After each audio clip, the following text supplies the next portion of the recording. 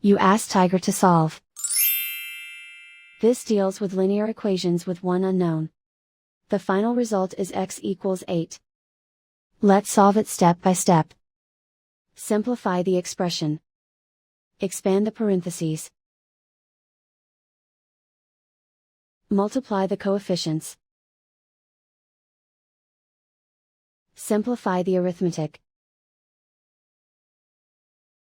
Group all g terms on the left side of the equation. Subtract 6x from both sides. Group like terms. Simplify the arithmetic. Group like terms. Simplify the arithmetic. Group all constants on the right side of the equation.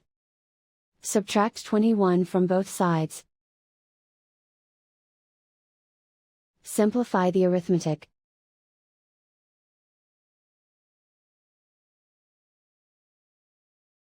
Isolate the g. Divide both sides by 3. Simplify the fraction. Find the greatest common factor of the numerator and denominator. Factor out and cancel the greatest common factor. And so the final result is x equals 8.